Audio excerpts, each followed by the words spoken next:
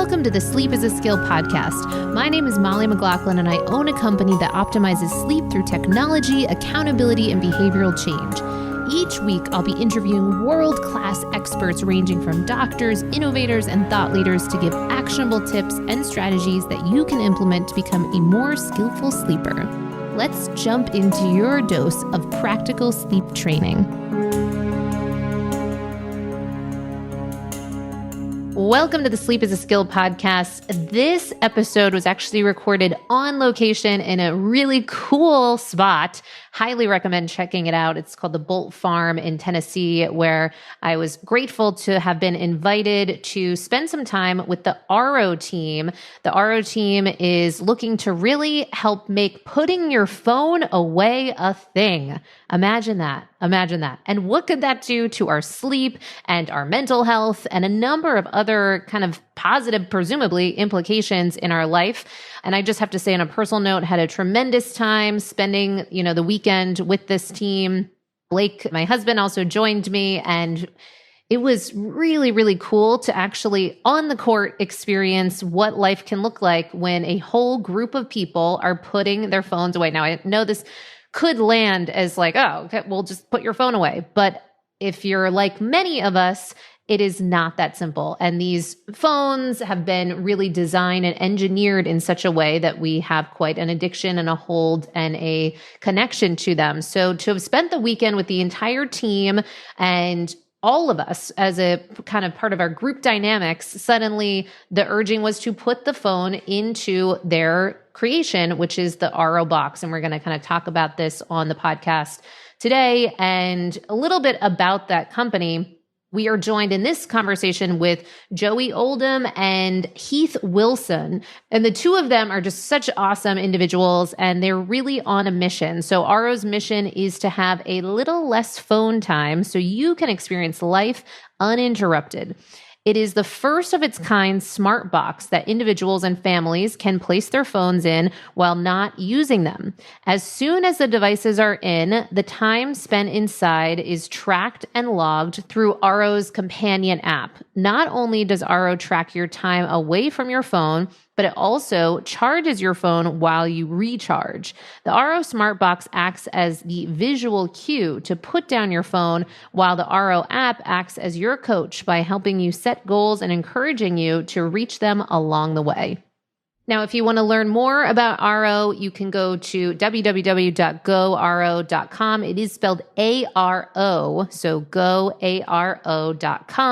And they have hooked up our entire community with a special code, Sleep is a Skill, and that will give you a little discount off if you are interested in kind of joining what they hope to be a real movement in this area around down-regulating and putting that phone away and having some time in the real world. And of course, in our efforts at Sleep is a Skill to help support you in really balancing your life and your sleep, this could have really great implications into your evening routines and your morning routines, and certainly even potentially productivity throughout the course of the day.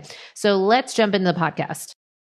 So I get a lot of questions around sleep supplements, and I'm very hesitant to just throw out a whole laundry list of possibilities. One, I don't think it's the most responsible thing to do. I really do believe in testing to see what types of supplements make sense for you.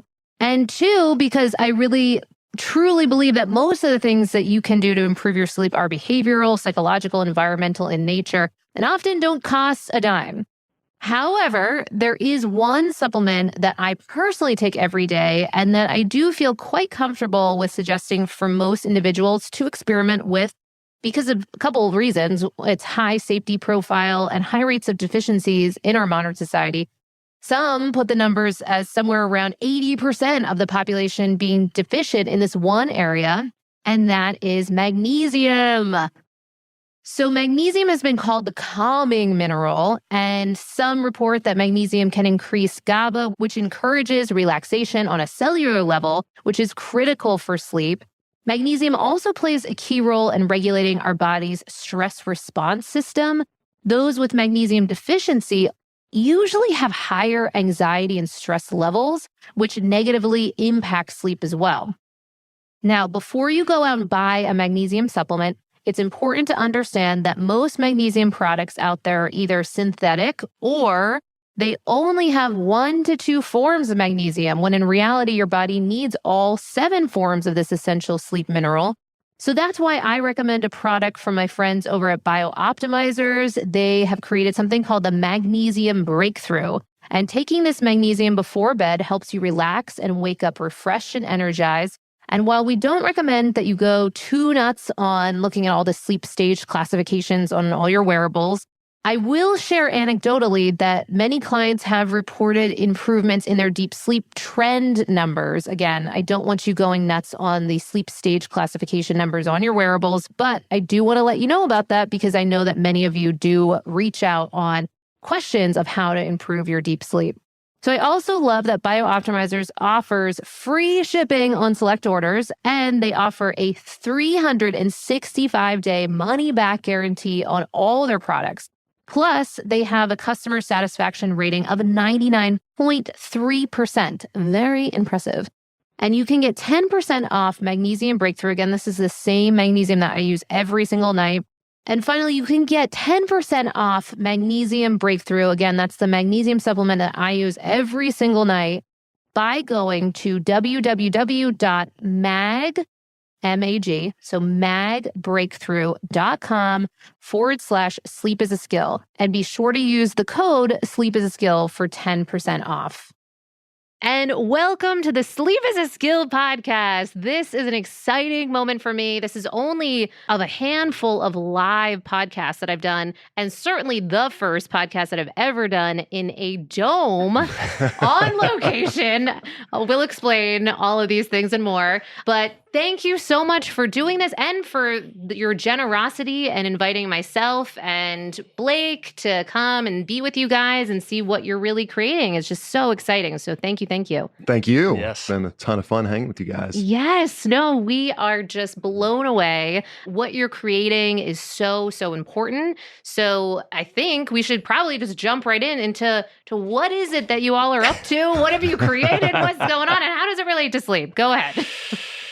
Gosh, several years ago, I started to have attention around kind of my personal failures with my devices. Yeah. I was an entrepreneur, had a business, had a family, a bunch of kids, and just kind of woke up one day and thought I need to be better, right? Yeah. I was really kind of connected all the time to work. And it was around that same time where I started meeting other professionals, and it seemed like everyone was struggling with the same thing. And it occurred to me that, you know, we have a place for most things in our lives. We put our car somewhere, our, silverware, our clothes, but we don't really have a place for our phone. And because of that, we keep it in our pocket or in our purse or on us all the time. And the statistics back that up. So it really just occurred to me, like, we just need better habits around our phones. We needed a place for it. We needed to make it easy to put it down. So we just started concepting there. It really started with even like a cardboard box, and we iterated along the way. But really, it was all around, let's make it easy for people to build a different relationship with their phone, and more than anything, just make it easy and fun to put down. Yeah, absolutely. And there's been different things somewhat on the market. Ariana Huffington made this little bed to tuck in your phone, right? Yeah. Different things. But yours is interesting from a gamification perspective, from kind of a social perspective. And traditionally, when we have people on the podcast, we don't even highlight the product that much in the beginning, but this one, it warrants that because it's a whole new thing that actually does bring about behavioral change, which we're really fascinated in as it relates to sleep optimization, because we're committed that, so much of shifting your sleep is really about shifting your behaviors. So how does this kind of gamify that process beyond just the cardboard box or the bed or whatever? I think it's such a good point because we all have cardboard boxes and drawers and cabinets and baskets and other places we could put our phone, even in the car. Yeah. But we're not doing it. And I think what we learned with the cardboard box in particular was that, yes, it was a visual cue. That's where my phone needs to go. But there's no credit. I didn't get credit for putting it there. Yeah. I didn't get a pat on the back. I didn't track my time, so it wasn't a way to journal or measure it. And we just realized like the habit loop is built upon this reward. So we kind of focused on the science of habit formation and said, yes, we need a visual cue, but it also has to be fun. We need to be able to measure it. We need to be able to gamify the whole experience of being off screen. Because really that's what we're doing. We're saying, hey, Apple can tell you how much you're on your phone. We're going to help you learn how much you're off your phone and encourage you to do more of that. Yes, absolutely. And so many apps have tried to do this or programs. And, sometimes people do have success with it, but I have struggled to find for clients to really stick with programs that elegantly approach this, but also just the physicality of this too, the putting this away, what that also symbolizes to, our minds and ourselves as far as we're not using this thing right now. And so I feel like you've been able to kind of make that happen, but also from a group dynamic perspective. This is not just a singular lone, you can do it by yourself, but there's also an opportunity to do it with a group, like just story time. We are here on location in Tennessee. And I had a blast with your whole team yesterday. Everyone put away their phones. I know this sounds so crazy, and I'm not trying to almost just speak to the fact that we're taking these steps and over celebrating or what have you, but I really think there's an opportunity to celebrate these things because it created an entire different evening than I've certainly been a part of in quite some time, because all those phones are away. The tension was suddenly so present, and everyone is just engaging in a way that it's unusual in common days. So a bit more about how was it that you're able to make that so that it's like a group thing and kind of encourage that from whether it's a family or friends? What does that all look like? Well, Joey always says that you can't build the solution inside of the problem. And I think that's so true. There have been a number of apps created that say, hey, open this app, click a button, put your phone down. But if you're like me, when I have my phone, I use it. I check the weather, I check scores, I check trivia, I do anything, right? So I think it's tough to, again, build that solution inside of it solely. Certainly, we have an app alongside of ours, but really it's all built around that gamification you were talking about earlier. And we know the power of groups. It's so much easier to get up in the morning and do a workout if someone else is doing it with you. If you're on your own, it's just tough to sustain anything. So we knew that community would be a part of this. We knew there would be competitive aspects to it. We knew there would be challenges. We want to have our entire community roll out challenges. We want to let people know what others are doing. One of the common questions we get is, what do I do when I put my phone down? Yeah. Right? So we want to help highlight, well, here's what others are doing when they put their phone down, right? Like last night we played, put a puzzle together, did trivia. So those are things that probably wouldn't come to mind when you put your phone down, but it was a lot of fun. Oh, so fun. So fun and just wholesome, connected fun. I loved it. And so with that, this is called the Sleep is a Skill podcast. So how does this have the possibility or potential to really speak to sleep and help to make a difference with that behavioral change piece as it relates to sleep? Yeah, I think that our thesis began. Heath and I are both dads, and so this began largely as a tool to be more present with our kids, to be more present with our families. That was a really big piece of it, and it's been.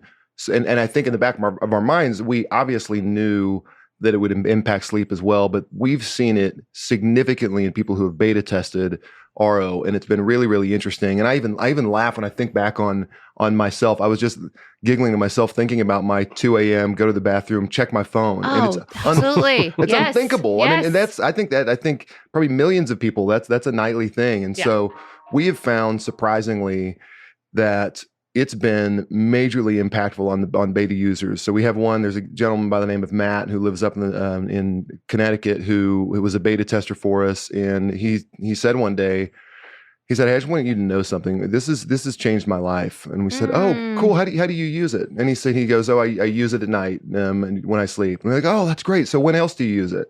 And he just looked at him. He said, no. That's the only time I use it.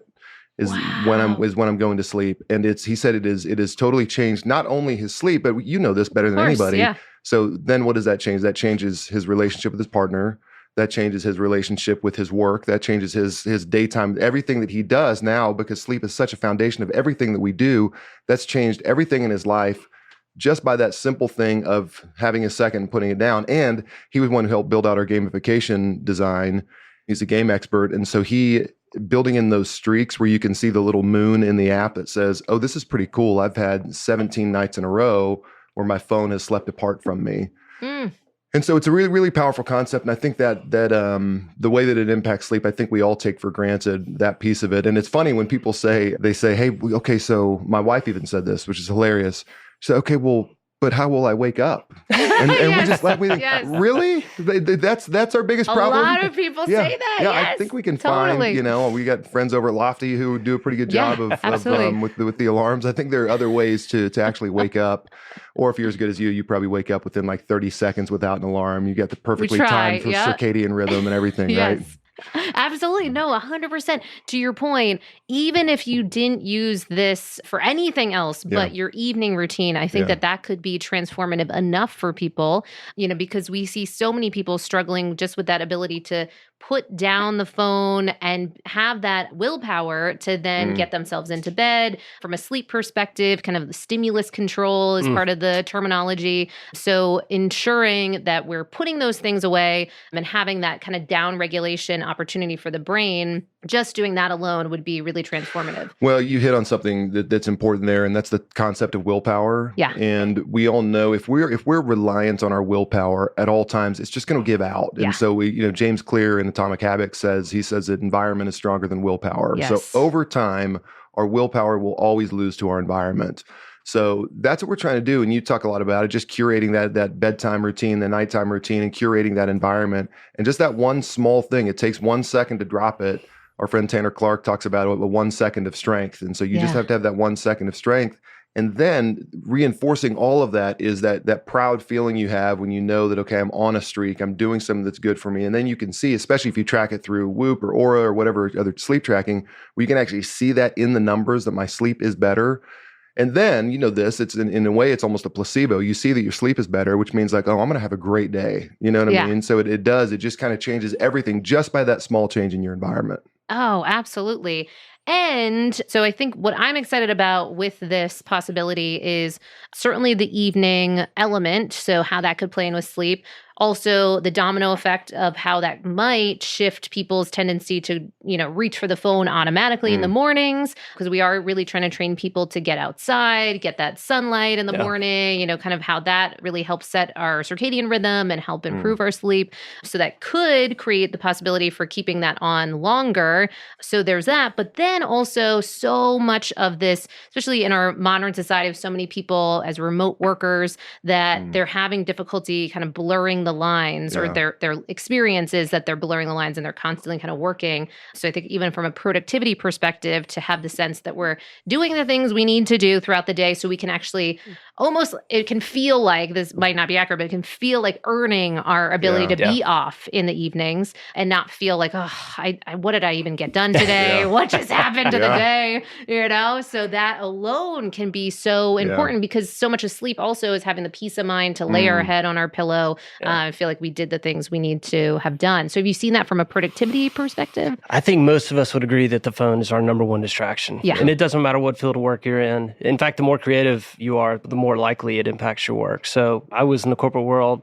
My phone was my biggest distraction. If I had a creative mind, artist, I'm sure it would be the same. So getting the phone out of your hands is really important. Huge. And we always say that you need a little bit of distance. Again, you could put your phone face down, but studies show that even with it in the room or on the table beside you, there's a tension there. So certainly it impacts productivity. In fact, so in my last company, I would have given anything to have one of these boxes in every conference room. Because the number of still glances in the middle of a meeting, it just impacted productivity so much. And, the whole work from home scenario was, was new, at least for me. And yeah, it's just difficult. I mean, the next, you want to check the weather and 30 minutes later, you're doing something you didn't even know you needed to do. So we found the best way is to, again, put some distance in between you and your phone. And that will lend itself to productivity because the last thing you want to do at that point is break the session, right? You're like, all right, I'm locked in. I want to keep going. And sometimes even, you forget about it. So it really is kind of like a muscle. If you think about working out, I mean, the more you build that habit, the easier it becomes. Oh, absolutely. Heath mentioned just the term distraction, and that's as we've kind of circled around the bowl here. I think the distraction is the word that we keep coming to, and this is a very close definition to the actual definition of distraction. We've redefined it to say that distraction is anything that gets in the way of your intentions. Yeah. And so I'm sure that literally everybody, we could go survey 100 people right now, and 100 people would say, I want to be a good sleeper. I want to sleep well at night. I want to be productive. I want to be, so all of those things. But naturally, the thing that gets in the way is could be something as small as a phone. Now, this is not, people could have like chemical stuff going on, but if you start at one small step, and I think that's another thing that we continue to tell people is you're not that far away from what you really want. You're really not. Like you're just a one, you're really a drop of the phone away from potentially improving things a little bit. In fact, I was talking with your husband, Blake, yesterday. Blake said something I thought that was just brilliant is that instead of seeking transformation, just seek like 15% better. And that may actually be full transformation. But instead, we try to do all these crazy, huge things. And maybe it's just a little small step. Again, changing compounded every day. That's right. What would that look like? Yeah, exactly. And you get 15% better, and then all of a sudden your world feels a lot different. So I think a lot of us sacrifice that because we're looking for the 180 return. It's just not necessarily what we need. It could just be a 15% difference. Yes, I love that. You got a good one. I mean, my guy, that Blake Eastman, come on. What a guy. Oh my God, he loves you guys too. He's the just best. the mission, there's just such good vibes coming from what you're creating, and it's just easy to get behind, what's coming out of this, which is, I just think that's something that so many of us are craving. And I love how, pulling it back to what your wife had said about, okay, so suddenly we're putting our phones away, and then there's new things that we need to set up. So we need to, set up the alarm or whatever, or maybe, so we have a lot of clients that in the evening, then if they'll use their phone for a flashlight or this, that, and the other. So I really am a big proponent of setting up your environment so that it can really serve you. So this actually might have us think newly about what are those things those gaps that we need to fill. Yeah. We have people have like red motion lights to get to the bathroom and various things. So kind of taking the time to set up that environment so that you're not beholden to these things, because to your point, we might say, oh, well, I got to check the weather. Yeah. I got to do this one more thing. And then we spoke to attention residue and how it can be challenging for us to kind of get back to, the task at hand that we're looking to do. And to that point around, really just making this kind of 15% or small percentage difference each day that can make such a huge impact and cause us to set up our environment powerfully to be devoid of that phone. And it's not as hard as you think. So I'm approaching, I think, almost 2 years of not having my phone beside the bed. It sleeps downstairs. Can we underscore that just a little bit more? Almost 2 years. I've mentioned this to a few people, and I wanted to make sure I got it right. So 2 years, you have been on a streak where you put your phone away at night, and that's just what happens. It's on a different floor. I get credit, in the RO every night when it's there. And now it's become a little bit competitive, right? Because I don't want to break a 2-year streak. But I did have to set up a couple things in my environment. So initially I started with a Garmin watch as my alarm. That was a little too loud for my wife. Yes. So I have a Whoop band. It now has a haptic alarm. So it's perfect. That's great. And it's a light way to wake up. So that's been very helpful. And I've also noticed that, my morning routine is better because of it as well. It's not the first thing I pick up and look at when I wake up. But funny story. So maybe you were talking about a flashlight. So maybe a month and a half ago, the power went out. Okay. And we've got flashlights all over the house, of course, but I had no idea where they were. So you grab your phone. Yeah. I get upstairs, I sit down on the bed, and 30 minutes later, I'm watching the Braves game. And I thought, what just happened? What just happened, right? So, the power comes back on, I take it downstairs. But it's that, and I have a strong muscle when it comes to putting it to bed. And even as strong as I was, it was just almost automatic. I fell back into the trap. Oh, and I feel like the best of us, if you're able to train that muscle just in general, you're already setting yourself outside of the bell curve of the most of society right now. But even in those moments, if it just happens to be around you the same way that for food, or alcohol perspective, we don't want to surround ourselves with alcohol if we're, trying to really overcome that temptation or certain types of foods. I feel like this is just there's an opportunity or a beckoning to be able to create new environments for the same problem that we are all very clearly addicted, and how much it can just, kind of domino effect in those moments. I'm interested in your perspective on this statement first, and I have a question for you on it. Is what's cool, again, that starting as parents, we've seen this impact. We're able to, because we're all about teaching the relationship. We're not anti-tech. We love our phones, never going to get rid of them. But the relationship, we just need to get that in order. So there's an opportunity, an amazing opportunity. My kids are 14 and 12, and so they've gotten their phones while we've had ours, so we've been able to initiate that good relationship. But we've even seen people with kids very, very young, the opportunity as a parent to begin teaching what's normal in a relationship with your phone and modeling it. I think anybody who's listening who's a parent probably feels a little tinge of guilt and thinking, have I really modeled it right for my kids? And so I would say my kids, their sleep, is drastically better than any of their peers for that simple fact. It just doesn't, their phone doesn't go in their room, goes in arm right before bed. I got to think, so here's the question. One, I think that's an amazing opportunity as a parent. Two, I'd like to hear just a little bit, put you on the spotlight about sleep in adolescence. I think that's got to be like, that has to be probably a crisis, doesn't it? Oh, absolutely. I mean, there's even advocacy groups that have taken upon themselves to really help change legislation around school start times, around sleep, to help facilitate ensuring that our teens are getting more sleep opportunity and not kind of dipping into that time, because we do know that certainly sleep is dynamic, and throughout the course of our lives, there's different times that we need more sleep, and certainly our teens need a lot more sleep and tend to have a bit of a delayed sleep onset. So they tend to want to fall asleep a little bit later, sleep a little bit later. And so from that perspective, it can be really challenging for them, especially if now they're also having kind of dings on their attention that come from the phone and the light. So you're getting hit with the stimulus, you're getting hit with the light piece on top of this extra need for sleep that can sometimes get hit into with school start times and other things. So huge. And I mean, that is incredible topic for even like what could this be doing to their brains from even just a stress load perspective, or their interactivity with their peers with the phones. I mean, you can certainly take it into many directions, but if you're just looking at sleep, there's absolutely some concerns. And I like what you started with too. It's like kind of Pandora's box, not to keep talking about different boxes, but it's open. So we're probably not going to, be advocating for people to just get rid of the phones. It's not what we're saying. There can be amazing benefits that can come from it. The app that you're speaking to is one example of that. And we're friendly with Near, who wrote Indistractable, who also is of that same perspective, that it can be used in different ways that can either improve your life, supplement your life, or kind of take away. So I think this is a big opportunity for us to say, okay, so there's benefits, and how can we make this work for us? But to your point around the modeling, I think that's huge, because if our kids see this, then they might have more of that opportunity to start making those differences earlier, especially as our brains are still developing.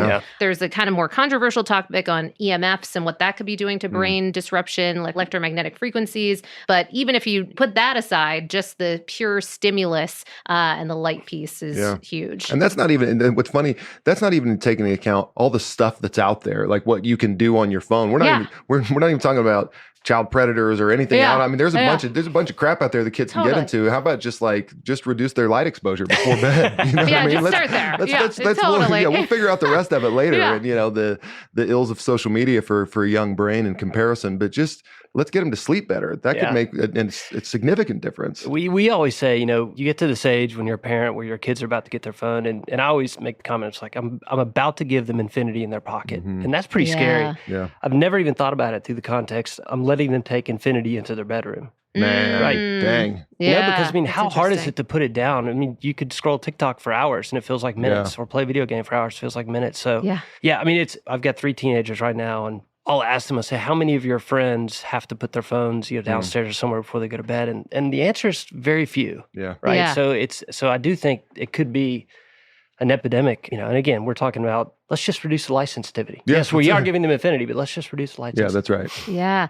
And I think there's also, in our kind of group programs, we talk about almost like sleep leadership and how to, because sometimes this can be a societal thing, to just prioritize our sleep in general. It can often take being the person that then leaves the party at a certain time, or, does some things that are maybe out of the norm, or, you make sure that you're kind of winding down. You do all these things that might be outside of the scope of what most people are doing. And I think this is an opportunity to kind of bring about some of that leadership and within your own household, because it sounds like your whole, both of you, the whole household is getting behind this, right? Like you're all 100%. Kind of putting it in there. Yeah, it's interesting what happens. People sometimes need a little boost of confidence that they can do it. Yeah. And they can gain that by seeing you do it. I mean, I think Malcolm Gladwell talks about that in The Tipping Point, just seeing that someone else did that and be like, oh, well, maybe I can do that. Because I think in many ways, a lot of us are resigned to the fact that, hey, this is just how it is, especially with our technology. Like, no, you lie in bed and you scroll, TikTok for an hour before bed.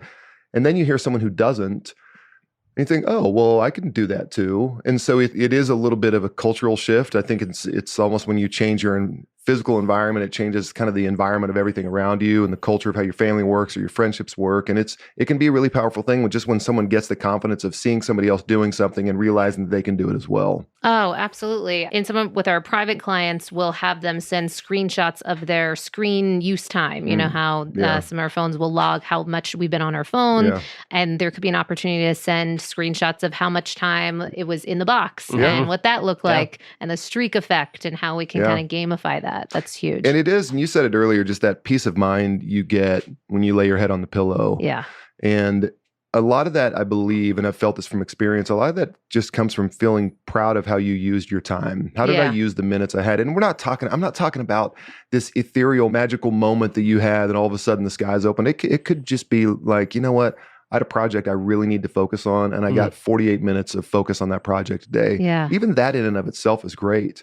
At the end of the workday, I like to write down my wins. Yeah. And that's kind of hard. If I can write down 3 good wins for a day, that's a great day, right? And so we're not looking for a million things. It could just be those little moments of focus. And generally, this is interesting. Yeah. Generally, any of those wins comes as a result of a moment of focus. You know what I mean?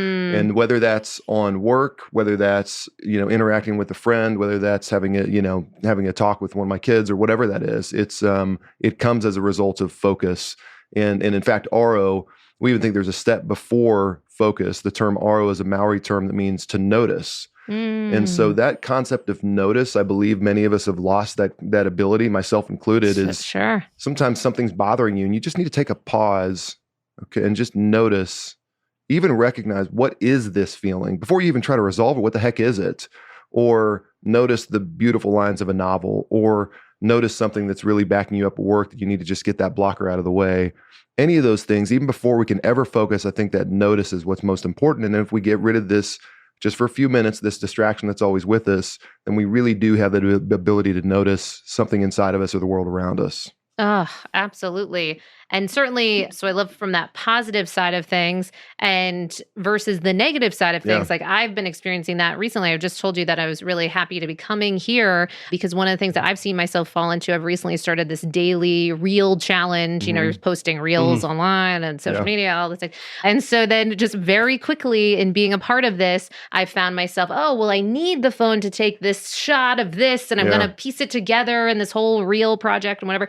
And then really feeling, so this is my experience, but by the end of the day of so much more time on this phone and then interacting with comments and the things on social media, just feeling like an ick factor, like where did my time go? Just much more of a black hole. Granted, this is a longer topic, but I think if we have too much of that compounding, that can really just impact our generalized kind of state, our cortisol levels, and certainly from a long haul perspective, then impact our ability to have that peace of mind that we're looking to cultivate. So I personally am going to be really excited. I know I've had the opportunity to beta test for you guys a while back, which is amazing. So I cannot wait for this to become like a movement. Exactly. Let's all do this. Well, it is. And RO is an invitation. I mean, if RO could speak, it would say something like, hey, Molly, I know you've had a long day. Let me hold that for you for a few minutes while you and Blake have dinner. Let me just, hey, Blake, let me hold yours too, and you guys can focus on each other. So it is, again, on the positive, we're totally shame-free. We need our phones. We love our phones, but hey, let me hold it while you're sleeping, or let me hold it while you're about to eat dinner. Whatever that moment may be, it isn't a positive invitation for you to engage in something else that you probably have more intention around. Yeah, absolutely. I'm a big fan of having different coaches in your life. So got different coaches, and one of my coaches became very clear to me some of this addiction piece with the phone. And one of the things we started to discern was this, let me just do one more thing. Like, even if it's just said in my brain, like, just one, I'm just going to quickly check the email, one more thing. And it's akin to what you were sharing. Then suddenly, like all this time has gone by and now you've just lost something. And, that autopilotness is what we're really aiming to disrupt for ourselves. And that's one of the things we're speaking to with Sleep as a Skill, is really being informed by this data. So getting to see how much time we're putting the phone in the box, how much time we're using the phone, phone. All of this can be helpful to just, disrupt things. And I really want to make this clear for people that this can ebb and flow in different parts of their life. So you might have certain periods of time where you say, oh, I'm good with that. No, I got a system, we're great. But then something happens. Then suddenly family member's sick and you got the phone near you or whatever comes up. So to have these different guardrails, I think is really, really important. Well, we're not prescriptive at all. So we, everyone lives a different life. We've got 4 kids in school, and my wife will be the first to tell you when they're in school, I need my phone, in case something happens. So again, it really needs to be built around whatever lifestyle, you're living. So for me, just like Joe, those crucial hours at night, certainly sleep we talked about, that's important to me as well. And then, there are moments at work where, I log a lot of RO time because I need to be locked in and dialed in on what I'm trying to get done. But I'm not on the weekend trying to do 12-hour detoxes. That's just not sustainable for my lifestyle. So this, again, as we always say, like this is about minutes, not about, in minutes and moments as opposed to hours and a complete, lifestyle change. Because as Joey said, I like my phone quite a bit, and I'm not giving it up because it does a lot of great things. So build it into your lifestyle. Use it in the moments that you don't need it, right? A guy that used to help us consult a bit would say, I started out by using it when I went in the shower, right? And that sounds so simple, but actually a lot of people actually take their phone into the shower, believe it or not. So, so start with those moments where it makes sense and then build from there.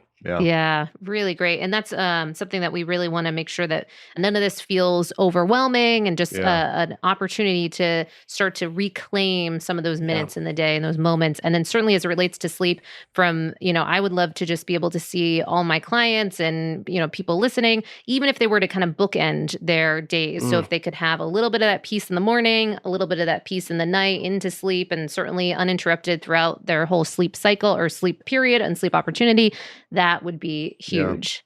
I have another question for you. Yes. This goes back to the nighttime. I want to know, and I know you've talked about this, I want to know your nighttime routine. I want to know, and even with respect to technology, obviously with you beta tested RO, but just even without RO, what does your nighttime routine look like? So without RO, one of the things that we do is there's just this one cabinet that we put the phones away into, but it's not as rewarding, fulfilling, and there's not that streak effect that's happening. And how long before bed do you normally put your phone So on? that's more of around like a 45-minute kind of span of time for the most part. And what we try to do is when we go to a new place that we kind of discern, okay, where we're going to charge the phone or what have you. So that's been one of the things we try to do with travel is just kind of establish like the phone spot. And then in ensuring that we're really kind of just winding down in that evening. So for a long time, I used to do, for 2,500 days, I did nightly gratitude emails, which was the longest streak I've ever done for anything. 2,500 days? Yeah, it was nuts. Trying to do quick math. That's a lot of It was a lot of years. Yeah. It was a lot of days. I know. It was crazy. I intentionally completed that earlier this year. And this was with friends and family. So that was only because of the accountability perspective and the gamification. If this was just me on my own accord, 100%, this would have gone out the window. But because there had all my friends and family on there, then it became to be that streak. Like, you've got your 2-year streak. So it's like, oh, I don't want to stop it now. So for a long time, it used to be that nightly gratitude kind of routine. And it could just be like innocuous, silly little things, grateful for our podcast today, grateful for the great conversation, all that stuff.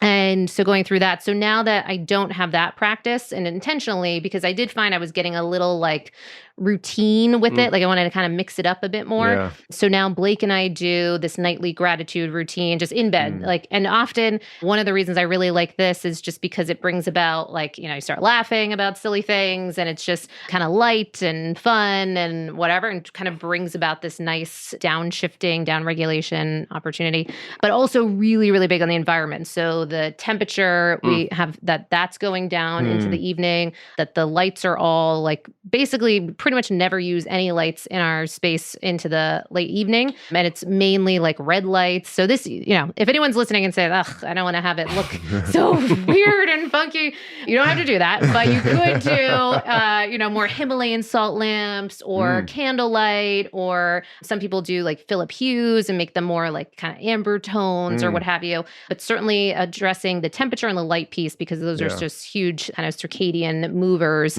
So addressing those. But that we did have the sleep coach for the Olympics on the podcast at one point. And one of the things I loved that he pointed to is ensuring that you have a lack of novelty in the time leading up to bed. It doesn't have to be the entire evening, but just certainly around like the hour and change before bed. So it wouldn't necessarily be the time to, discuss big bills or stress points or whatever. So just ensuring, and I get in trouble with this all the time. Blake is actually really good at policing on this topic because I'll often, even if it's, goes in the category of eustress. So like exciting things like, oh, let's talk about the trip or the thing that, this new business idea, like there's an opportunity to really shift. Okay, let's address that tomorrow. And it's not really the time to be addressing that now. So that's even just however our brain is going to be overly activated, stimulated, kind of nudging ourselves back to just calm, relaxing. Another thing we've been recently doing is music and having just, in the background, just chill. Some Metallica or something like that. Yeah, sure. Exactly. Well, we know your abilities to spot tunes in like 1 second. Last night, while none of us had our phones, you were like supersonic abilities. I'm trying to keep up with our teammate Caitlin. She's the real wizard. Yes. She's the real MVP. Amazing. Oh my God.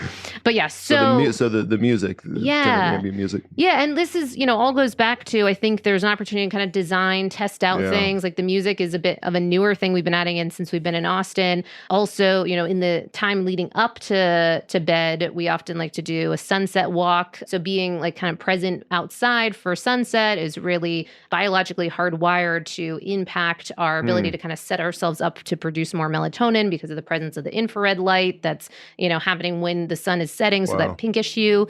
So some of those practices, just bringing those in, but the more mindfulness you have, if you're not just, kind of captivated by your phone, you have the opportunity to kind of do more of these things.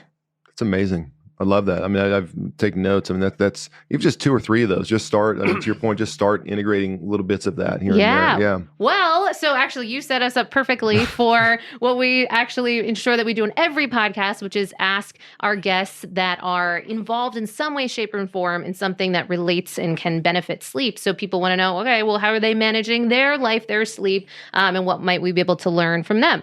So our first question is, what does your nightly sleep routine look like? So thanks for setting that up. Good job, Joey. Yeah, very good.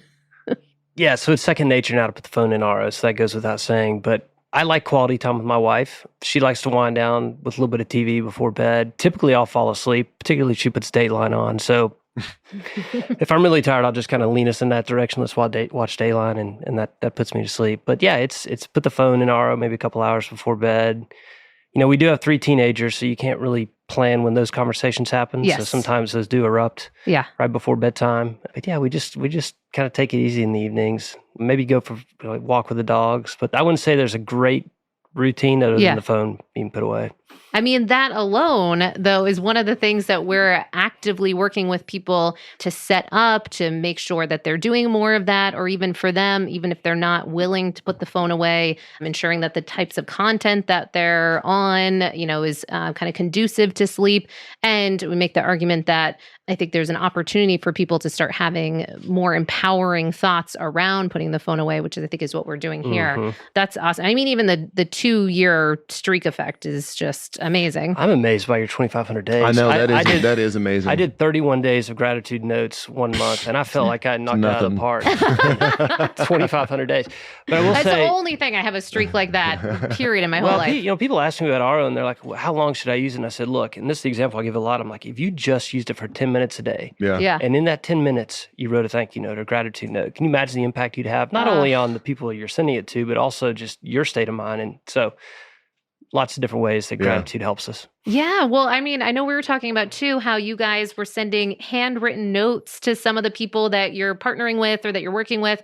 And I think even things like that are so rare nowadays. And oftentimes that I would think could come about from having more of these moments of pause to actually consider, oh, that would be a nice and generous and thoughtful thing to do. And I think we're in a society that's craving more of that. So I'd love that you're leading by example. And it isn't all of those things. It's I think of it as an opportunity. I think about for my kids, I think they have an opportunity to do things that may have used to be normal, used to be kind of status quo, and now it's above and beyond. And so again, it's an opportunity to write a handwritten card. Yeah. When was the last time someone got a handwritten note from somebody out of the blue? It is a cool opportunity to kind of set yourself apart and do things that maybe others aren't doing. It's a neat opportunity. Yes. I mean, that just made me think of even walking into this space here. And so we go into our room and you guys had left out handwritten notes, which was so great. And I didn't even mention this to you guys, but I loved, you even included one of my favorite books, the Dallas Clayton. So I even put that in my newsletter. I meant to tell you guys this, put that in my newsletter years ago. Really? Because we saw him speak and he was killer. Absolutely. And so anyone listening, it's, like a children's book, but I feel like it applies for all of us. It's never too late. Never too late. Yeah. Never too late. And the subtitle's a children's book for adults. Yeah. Yes. It's wonderful. It really is. He's an amazing human. He's done some really cool work. Yeah. It's a great book. I'd highly recommend. Yes. And sorry, I didn't mean to tangent us, but I mean, and it's just this opportunity to actually be thoughtful, to take the time to do these things that are just outside of what we often see. Yeah. And I think that it's a product of, some of these habits. So really, really great. Did we miss anything with the nightly routine? So go ahead. Half a bottle of Cab, of veal Parmesan, and then I usually weigh. I'll get a middle of the night and brush my teeth, but mine's pretty basic. It's since I'm an old man, it's hit those vitamins, put the phone away, turn the air down to 67 degrees. Is that cold enough? Should I go colder? I mean, I am a penchant for even colder, but at least the upper fact that 40s. Arctic temperatures. We learned some trivia about the Arctic the other day. So, I mean, certainly the fact that you're hitting 67 that's great, because often people might be having an even warmer. So I'm glad to hear that. Okay, good. And that's and truly the putting away the phone. I love the stuff that you said about routine, though, where I'm going to I'm going to integrate some of those. And I think that'd be great. Oh, amazing. Well, and just to be clear too, I feel like mine is it's always evolving, shifting. And then for me, then I'll find myself, I'm starting to do too much of this other thing. For a while I was reading, but I was reading too exciting things, getting too many ideas. So I started shifting off of that. So it's not, I hope I'm making the point that these are things that evolve and that you might, sometimes things work, sometimes they don't. So just testing things. Yeah, sure. Yeah, absolutely. Okay. And then morning routine. What do we see there? Joey and I, in the last 6 to 8 weeks, have been working out every morning. So we've been going to a CrossFit gym in the area, which has been great. But because my phone is not by my bed, it's not the first thing that I do in the morning. So some mornings, the kids need a ride to school, though we have 2 drivers now, so that's changed quite a bit. So I think, for me, getting the day started with the heart rate up is helpful. The days where I'm able to get in a workout before the day gets started is really transformational. And the days when I don't do it, I know it. Yeah. I do a morning, about 30 minutes, carve out, wake up, do a little bit of reading, do a little Bible reading every morning, and then do a 5-year journal. It's like 5 lines. Heath introduced me to it. And it's just 5 lines of journaling, reflection on the prior day, which is so fun to look back, because then you look back to several years before. I'm on the 4th year now of doing it. And so it's just reading, journaling, and then going to the gym. Yeah. Ooh, I love that one. What's the name of that one called? It's by a company called Levenger. Okay. And it's a 5-year journal. And it's, again, 5 years on each page in 5 lines. So it's really easy. I mean, I started journaling years ago, and there was too much pressure. I would try to write a page and a half, and that lasted 3 days, and I quit. So this is a great bite-sized way. Great gift, too. They're great. I love that. I might be gifting myself that. That is awesome. Okay. And then maybe I know the answer to this. Maybe I don't. What would we see on your nightstand or proverbial nightstand? Could be ambiance or, gadgets, things in the space. I still keep the Garmin watch on the nightstand because it's easy to, if I do wake up and want to check the time, it's, it's a dim light. I don't use the alarm anymore because it vibrates and shakes as well. But that would be on my nightstand. Sure. I don't have a nightstand right now. We've just moved, and so we're getting settled in, and so I don't have that. It normally becomes my junk drawer. Yes. And just have my glasses sitting on it. So nothing That's about it. I like I'm that, the basic. minimalist. Yeah, No, exactly. I think that's part of the goal. It's probably minimalist by accident. It's not by design for me. It's just I like it. No, it's working. It's from the sounds of it. And certainly not your phone is what Correct. we're getting. Okay, good. So then the last question would be, what would you say has made the biggest change to your sleep game, or maybe the biggest aha moment in managing your sleep? We spoke a few months ago, and you recommended the chili pad. Yes. So I bought one the following day or week, and I've been using that every night since. Yes. It's terrific. And you love it? Yeah, it's terrific. Oh, that makes me so happy. Have you noticed a difference on your stats? I don't wake up hot. I get it at a good temperature. It's been a game changer for sure. Now, so I will tell happy. you, my wife is incredibly upset with me because she asked me for one of these probably 6 or 9 months before you mentioned it. And I was like, what are you talking about? What do you don't need one of those? And she comes home from a girls' trip and she's like, I'm sorry, what did you buy to put on? And I only bought half of the bed. Yes. So I have... well, weren't you so excited to show her what you bought, for yourself? Yeah, and I'd forgotten the whole conversation, and she reminded me of that. So now I've got to make that up. Oh, yeah. Okay. Well, we've got some holiday gifts coming her way.